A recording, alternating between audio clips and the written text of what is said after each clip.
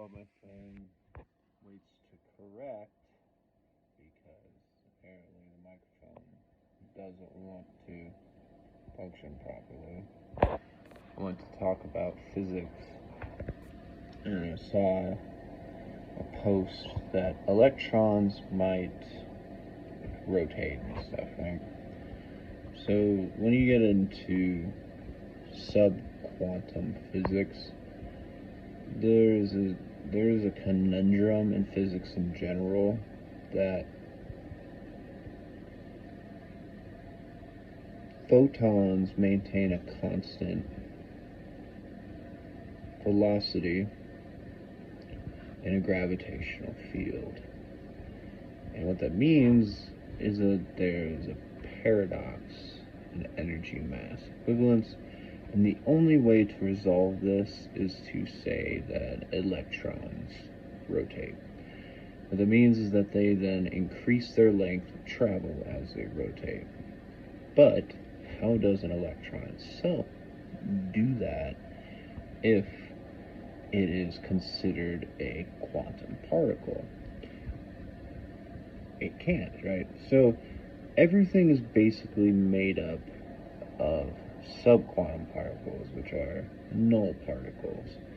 These are what Einstein called warping space. When he imagines space warping, the only way to conceptualize that as something rather than nothing.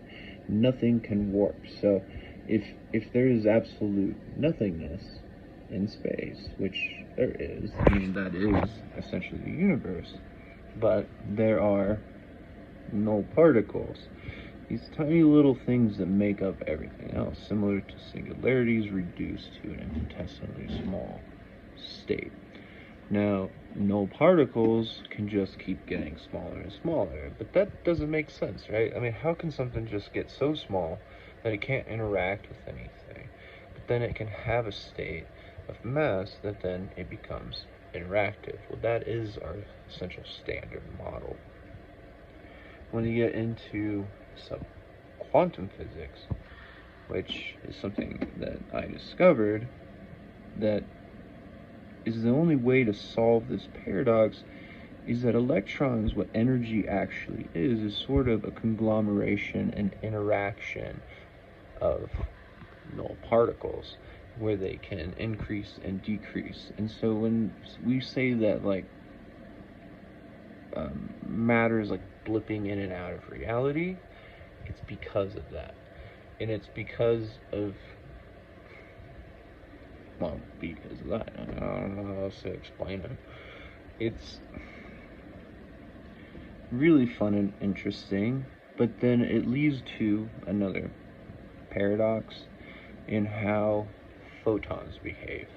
So photons potentially are blipping in and out of reality, and aside from just ignoring your eyes and all the other things like that, all your sensory organs, you have to really look at the universe like that, and that is the universe. And the solution to if a tree falls in a forest, does it actually make a sound, is that sound is just a wave.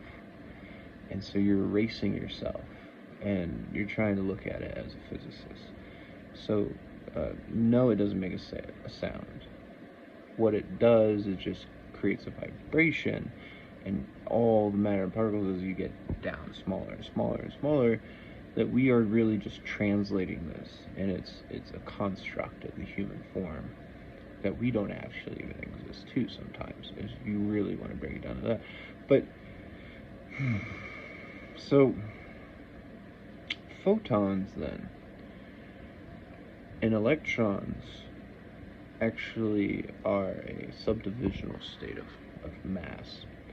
And that I took it to what was density divided by volume and volume divided by density. That creates mass 1 or mass 2, depending on how you want to call it. And then you can subdivide that again. So mass 1 divided by mass 2, or mass 2 divided by mass 1. It doesn't really depend on anything. It's just kind of how you are subdividing into, and when you understand like how much density can go into a volume versus how much volume can go into density, and that reduces down to null particles. That by our common standard of physics, that you now have some place that we're trying to go, and we're trying to reduce it as small as possible.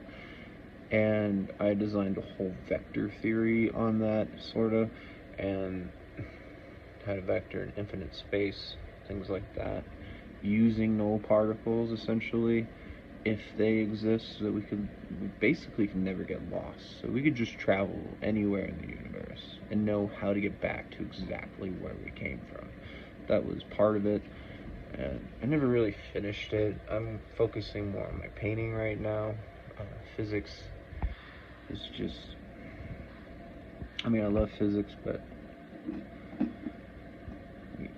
I'm getting to the point where I think I'm going to just focus on some things, and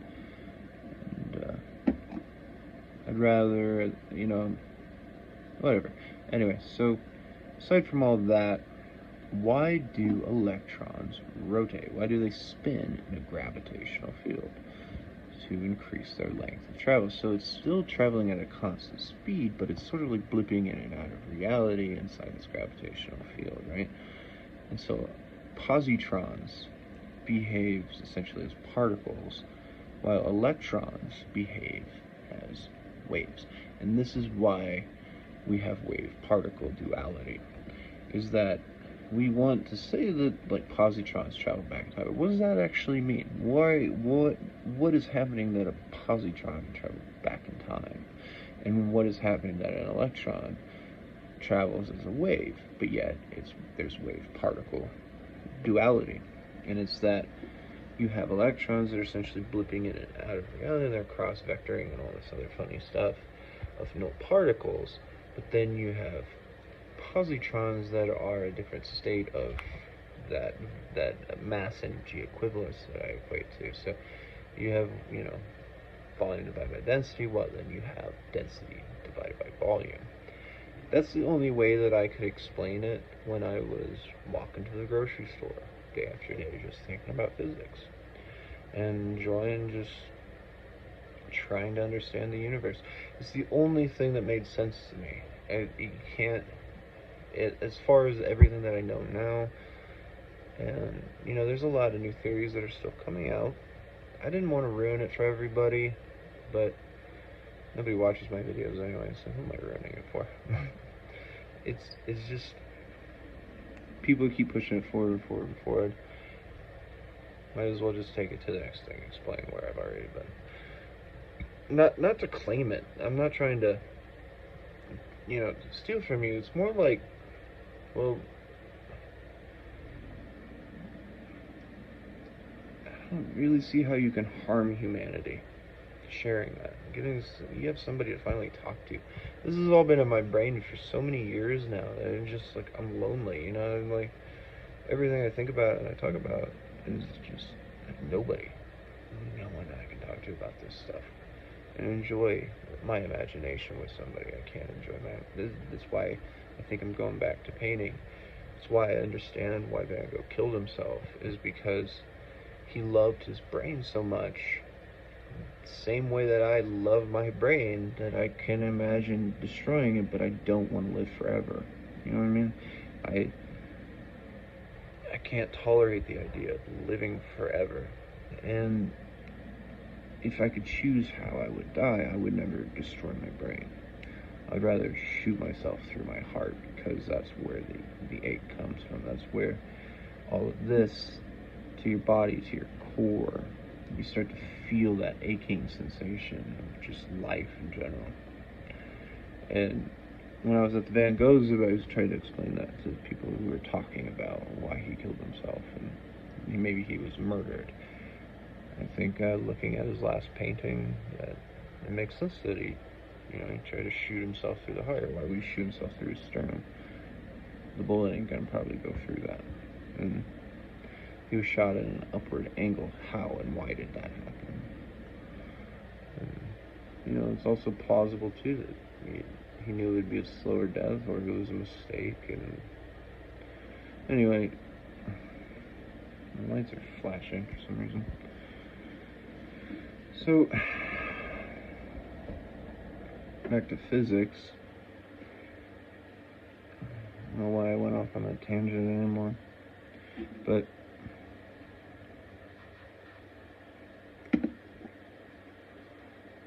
some sub-quantum physics is probably the coolest thing that I've ever figured out, I think. I don't doubt that other people have. I'm probably just right on the edge of it. And it's more of a thing, I believe, is an existential crisis in humanity, that we're losing a lot of people that think about this stuff. As I've said, I don't have anybody to talk about this with, so I just talk to people, and I basically just talk at people anymore. And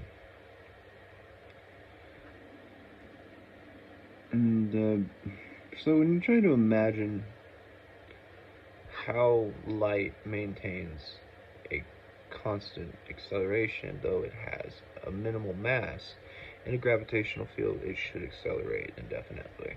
Why doesn't it? It doesn't make any sense.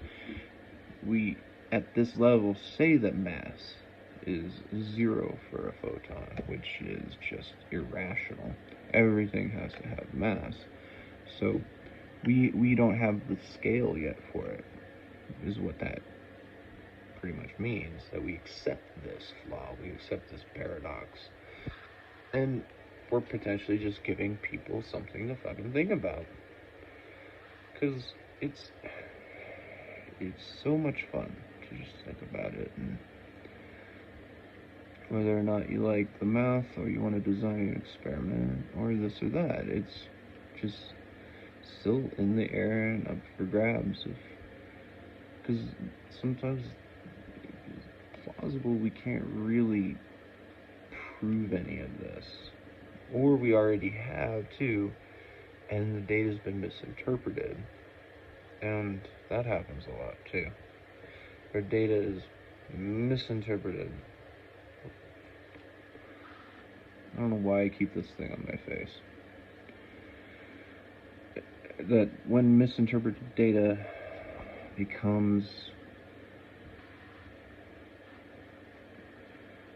Well, what did I read? I read some article explaining that emotions can genetically engineer your DNA. And through meditation, you can alter the impacts of that for your offspring. I go in there, I'm like, well, that sounds like misinterpreted data. What that could be is that meditation has altered your personality, and that has altered your selection from a mate, that now you two have an impact on your offspring, and your genetic splicing from reproduction is resulting in these changes, and now it's misinterpreted data. So that happens everywhere, and that's just a really recent example of misinterpreting data and yet finding a result. And that result can then be basically proofed. So you need a double blind for that sort of thing to really read out those issues. But do I want to make spaghetti tonight or not? I'm deciding how to make my spaghetti. I don't think I'm going to start painting my next picture tonight. I'm tired. I just don't want to...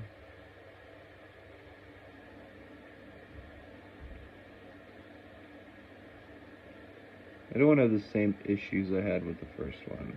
I woke up the next day and I was second guessing myself, and I wasn't able to keep the consistency going.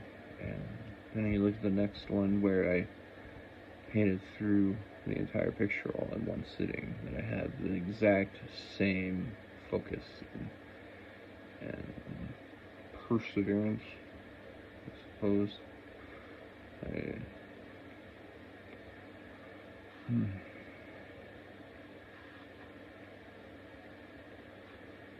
just tired. Gotta take a break.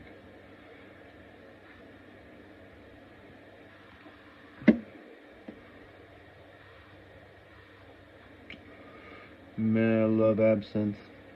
It is delicious, but can't drink too much of it. You get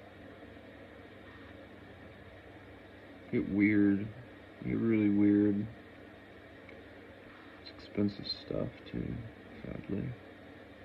It's a shame it's so expensive. For me, it lowers my inhibitions like alcohol does, but yet it gives me this energy. I wouldn't say confidence. It's supposed to give you confidence. I don't think it does that. But it reduces focus in a way. Focus that other liquor, like whiskey for instance, whiskey can make me focus for hours and make me think clearly sometimes, depending on how good it is and as good as it used to be. People are so afraid of people drinking alcohol. Who the fuck wants to live forever?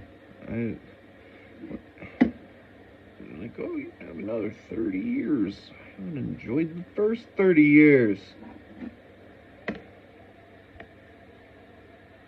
I had literally nothing. I mean, childhood home. I have nowhere to raise a family, so basically I have no perspective for a family. Bloodline's gonna die with me.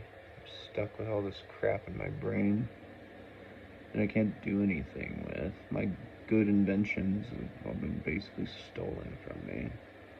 And then people want to mock you until you get a job. And like, I don't want to work at McDonald's. I don't want to fucking work. Like, it's not going to make me a better or happier person. It's not going to do anything. It's just going to give you some sort of sense of being right. That, okay, congratulations, you put yourself into debt. You didn't do it on your own. Humanity is not better off with you in the long run. You're just waiting for another genetic abnormality that says you can do it naturally. How many generations is that going to take? And then you're left with this paradox that you're just going to, form and find another philosopher to say this crap. It's going to be the same stuff. And then you're going to replicate. You're going to reproduce and repeat. Just going to repeat over and over and over again. So what's our goal? I made a lot of videos explaining various ways to get there. What is our goal, eh? Because,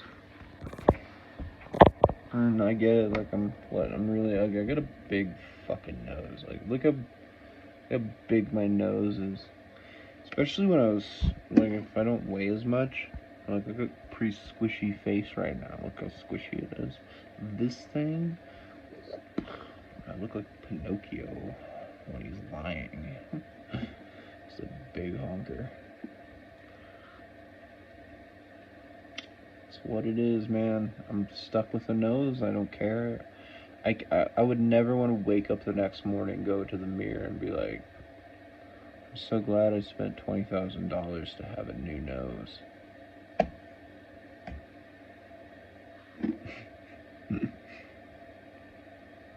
No, I could never live with that. There was a girl in high school, she had a big nose too. Just killer body. Gosh, she had a hot little body. And like, that was the only thing. She had this beaky nose that just like came straight out of her face, and it's just the weirdest looking nose. And I'm like, I have a big ugly nose. I think you're super sexy. And she got a nose job. And I got mad at her one night on, like, I don't know, like 10 years later or something. And you represented big nose people. You should be ashamed of yourself.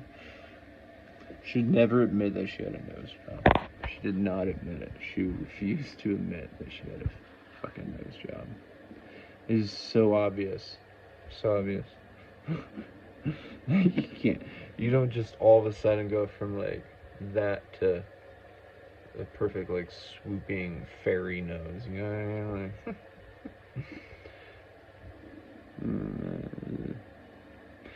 it runs in the family. My grandpa had a big nose. He would always like play with it. It was super funny. I mean, why do people care? We're stuck in this thing right now, this conundrum. People ashamed of how they're born. And you're not going to better that issue. You're only just going to create lies. So then, if you go out and you reproduce with people, your kids are going to have the same problem. So now you're just creating this replicating structure of, I need to have plastic surgery over and over and over again. And even though the standard of beauty has changed countlessly through history, and it's always going to keep changing, eventually big ugly noses, what are ugly today, you know, to me it's just a fucking nose, that this is going to be like super sexy and rare in the future probably, because it's abnormal. It's going to be abnormal. Everybody's just going to look the same. There's going to be somebody else who's just weird looking, and you're like, oh, hello there. Maybe, I don't know. I'm trying to think of the last person I thought that was abnormal looking, and I'm like, hello there. How do you give the eyes? I don't even know anymore. Are those the eyes? Hello there. Something like that. I don't say that to people. So I wouldn't know how to approach the approach. I don't know how to approach the approach.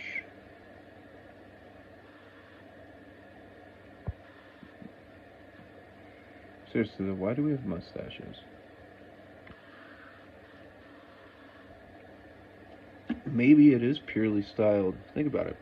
So if this is desirable, though, I should have a full beard, which functions for keeping yourself warm, and it's also basically armor against being punched. It's also sensory there too, so if somebody comes up to you, you know, you can feel that, right? They're basically whiskers, just like for a cat. That if somebody is going to strike you, you can react on instinct as they brush your beard and your hair. And that allows you to, you know, amplify your sensory perception, but also allows you to, if you have a shallow beard like this, let somebody get even closer before you move, which gives them less reaction time. And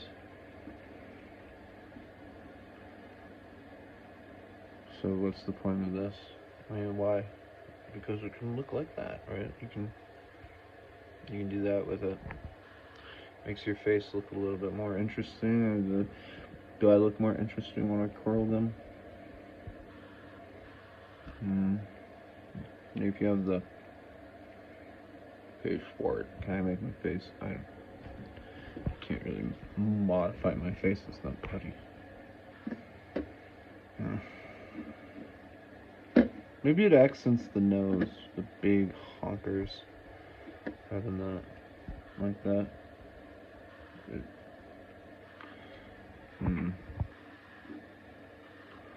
It would explain why I've been single so long.